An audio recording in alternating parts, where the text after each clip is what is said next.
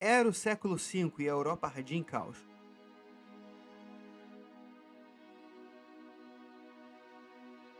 O outrora glorioso Império Romano se via partido por guerras civis e governantes incompetentes.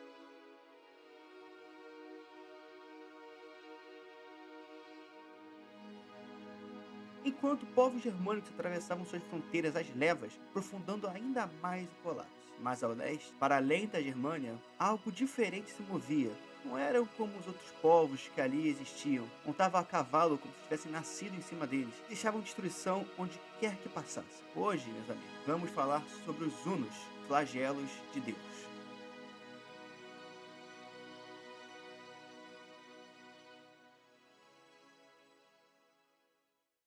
As estepes da Eurásia sempre foram um lar de povos que viviam e morriam a cavalo. Os Cimérios, que inspiraram o lendário Conan o Bárbaro, já habitaram aquelas planícies sem fim. Os Citas dominaram a região durante grande parte da Antiguidade Clássica. Porém, mais ao leste, nas montanhas do Altai, algo novo tomava forma. Uma série de tribos dispersas se unindo em uma única confederação, para marchar como uma e lutar como uma. Essa união receberia um nome que ecoaria pelo mundo: os Hunos, um povo provavelmente descendente das etnias túrquicas e mongóis que habitaram aquelas regiões.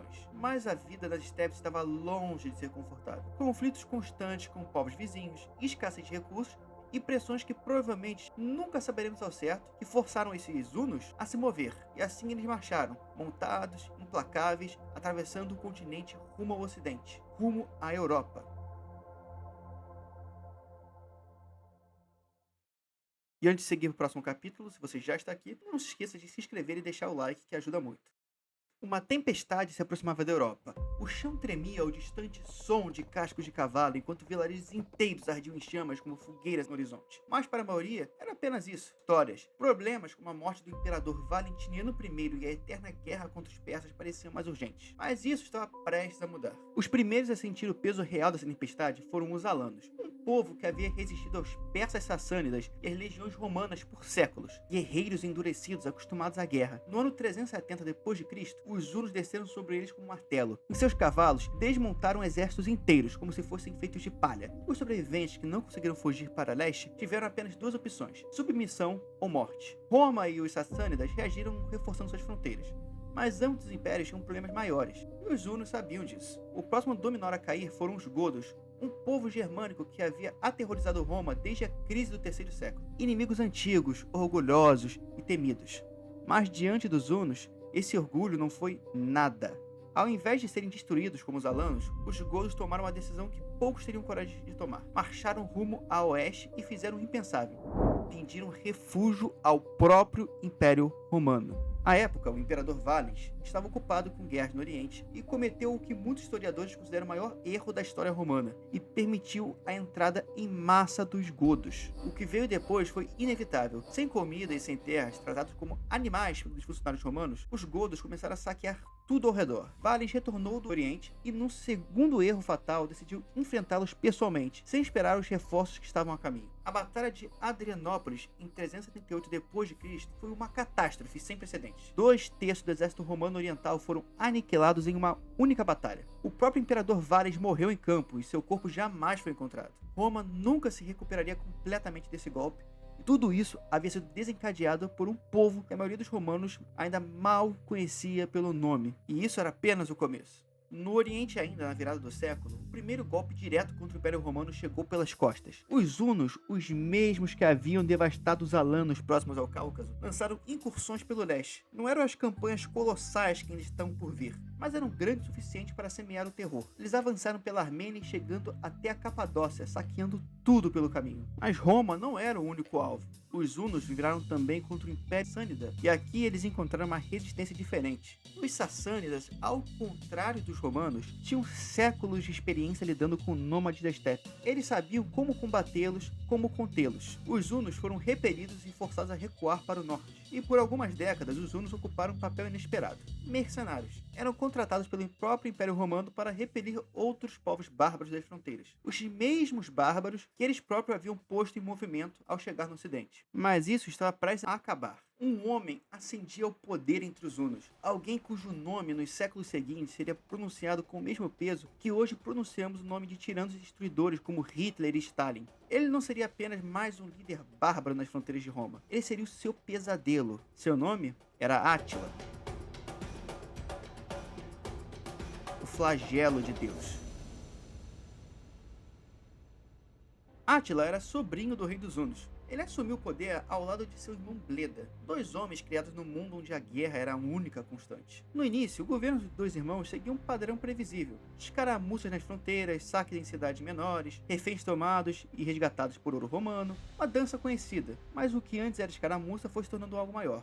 Ano após ano, o grandioso Império Romano assinava um acordo após o outro, cada um mais humilhante que o anterior. Tributos pagos aos hunos eram cada vez maiores. O império que um dia dominou o mundo, agora pagando para não ser destruído. O imperador Teodósio II, porém, tinha outros planos. Secretamente, ordenou preparações militares contra os hunos, mas segredos raramente ficam guardados por muito tempo. A informação chegou aos ouvidos de Átila, e o que veio em seguida não foi uma escaramuça, foi uma tempestade. Os hunos lançaram uma invasão em escala nunca vista nos Balcãs. Desta vez, trouxeram algo novo: equipamento de cerco. Com rapidez e técnica numa combinação mortal, as cidades da Mésia e da Ilíria foram devastadas uma a uma. Prisco de Panion, historiador que viveu na própria corte de Átila, escreveu o que restou de Naissos, uma das cidades atacadas. Quando chegamos a Naissos, encontramos a cidade deserta, como se tivesse sido saqueada. Apenas alguns doentes dezenas de igrejas. Todo o terreno próximo à margem do rio estava coberto pelos ossos dos homens mortos em batalha. Com os Balcãs em ruínas, Átila marchou direto para Constantinopla. No caminho, destruiu mais um exército romano. Fez cerco à própria capital do Império Oriental. Mas aqui encontrou seu limite: as muralhas de Teodósio, defesas tão sólidas que resistiram por séculos a qualquer exército. Átila sabia que não as romperia. Sendo assim, ele fez um acordo. Teodósio concordou em pagar tributos ainda maiores aos hunos e resgatar cada prisioneiro que os hunos haviam capturado. O homem que um dia ordenou preparações de guerra contra Átila agora pagava pelo privilégio da paz. Poucos anos depois, agora no oeste, o flagelo de Deus retornaria. O Império Romano do Ocidente era governado pelo imperador Valentiniano III, e dificilmente poderia ser chamado de governante. Ele dependia de generais para manter seu próprio trono e da influência de sua mãe. Entre os generais que ajudavam a manter o governo de Valentiniano estava Flávio Aécio, comandante-chefe do exército ocidental e uma das figuras mais importantes do Império Romano tardio. O homem que conhecia os hunos por dentro, pois ele havia vivido anos entre eles como um exilado. Porém, a paz estava prestes a ser rompida nesse governo frágil. Tudo mudaria por conta de um dos episódios mais bizarros da história antiga. Valentiniano havia prometido sua irmã Honória a um senador romano, um casamento de conveniência política, nada normal. Ela, porém, tinha outros planos. Em um ato de desespero ou de egoísmo monumental, dependendo de como se olha, Honória fez o impensável. Enviou uma carta para ninguém menos que Átila, pedindo por ajuda. E dentro do envelope, ela colocou um anel de noivado. Quando o ato foi descoberto por Valentiniano, ele exilou sua irmã e enviou emissários a Átila, garantindo que tudo não passava de um engano. Porém, Átila não acreditou, ou simplesmente escolheu não acreditar. Para o rei dos hunos, aquele anel era um convite, e ele aceitou. Uma grande invasão foi lançada sobre as províncias da Gália, a atual França e Bélgica. As primeiras cidades não tiveram a mínima chance. Metz caiu, Estrasburgo caiu, e ao chegar perto de Paris surge uma das histórias mais curiosas da época. Conta-se que uma jovem chamada Genoveva teria reunido os cidadãos em oração, recusando-se a abandonar a cidade, e que Átila, por razões que historiadores ainda debatem, desviou seu caminho. Genoveva seria posteriormente canonizada como santa padroeira de Paris. Mas voltando, Aécio, vendo o desastre se aproximar, fez o que apenas um homem que conhecia os hunos poderia fazer. Ele reuniu um exército improvável, um esquadrão suicida da época, romanos e bárbaros lado a lado, com os visigodos como espinha dorsal, uma coalizão que poucos anos antes seria inimaginável. Quando Átila sitiou a cidade de Orleans, seus habitantes já esperavam o pior. Foi no último momento que os exércitos de Aécio apareceram no horizonte. Átila, quando viu o exército inimigo, levantou o cerco e ambos os lados se enfrentaram na Batalha dos Campos Catalônicos. A batalha que foi brutal e lendária. Os hunos avançaram com toda a sua força e pela primeira vez encontraram uma resistência que não cedeu. Os romanos e visigodos seguraram o impacto, até que a cavalaria do príncipe visigodo virou o flanco huno e mudou o rumo do combate. Até hoje, os historiadores debatem quem venceu aquele dia. O que ninguém debate é o resultado. Átila recuou de volta para além do Reno. O mito da invencibilidade havia sido quebrado. Pela primeira vez, o flagelo de Deus havia sido detido. Átila, porém, não o esqueceria tão facilmente. E motivado por vingança ou algo que talvez nem ele soubesse nomear, lançou-se novamente contra o Ocidente. Desta vez com um objetivo diferente. Não a Gália, mas a própria Itália. Logo ao cruzar os Alpes, Átila lembrou ao mundo por que a história o guardaria na infâmia. Aquileia foi o primeiro alvo. E o que aconteceu ali não foi um saque, não foi uma conquista, foi uma destruição completa. A cidade foi aniquilada tão completamente que demoraria séculos para ser reconstruída no mesmo lugar. Os sobreviventes conseguiram fugir, correram em direção ao mar e para as ilhas e pântanos do Adriático. E fundariam uma das cidades mais famosas do mundo, Veneza. No papel, Átila tinha o caminho livre até Roma. O exército de Aécio ainda estava no norte da Itália, longe o suficiente para não intervir a tempo. Mas a realidade era mais complicada. A Itália, com suas montanhas e seus rios, não era a Gália. E o território estava apenas sofrendo colheitas fracas, escassez de alimentos e doenças se espalhando entre tropas e civis. Então um exército invencível precisava comer. Mesmo assim, tudo indicava que nada impediria o flagelo de Deus de marchar sobre Roma. Até que, ao se aproximar da cidade, Átila encontrou algo inesperado. Uma delegação. À sua frente estava o Papa Leão I, o homem mais poderoso da Igreja Ocidental. Os dois se encontraram, conversaram e os termos desse encontro nunca foram registrados até hoje. Ninguém sabe exatamente o que foi dito. O que sabemos é o resultado. Átila virou as costas para Roma e abandonou a invasão. O rei dos Hunos retornou à sua capital na atual Hungria. Lá celebrou mais um casamento, que era costume entre os Hunos a poligamia. Na noite de núpcias, Átila não acordou, morreu enquanto dormia, possivelmente por uma hemorragia interna ou por envenenamento. Nenhuma batalha, nenhum inimigo, uma morte silenciosa e banal para um homem que havia feito o mundo conhecido inteiro tremer.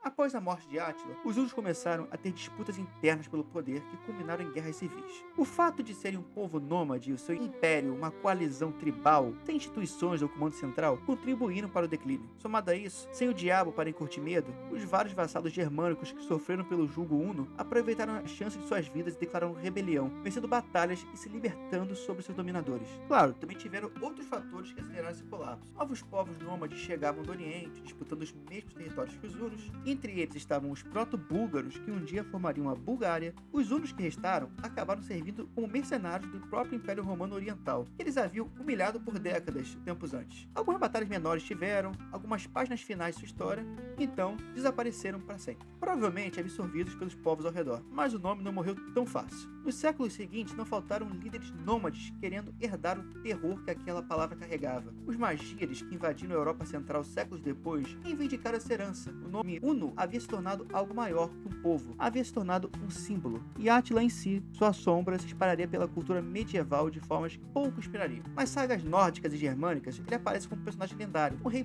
poderoso e terrível. Nas tradições religiosas surgem histórias de que os próprios apóstolos Paulo e Pedro teriam estado presentes na negociação entre o Papa Leão I e Átila. O homem havia se tornado um mito. Os hunos chegaram com uma tempestade, destruindo tudo o que encontraram em seu caminho, empurrando povos inteiros como peças num tabuleiro e acelerando o colapso de um império que já havia regido a Europa por séculos. Então, como toda tempestade, passaram, mas o mundo que deixaram para trás nunca mais seria o mesmo.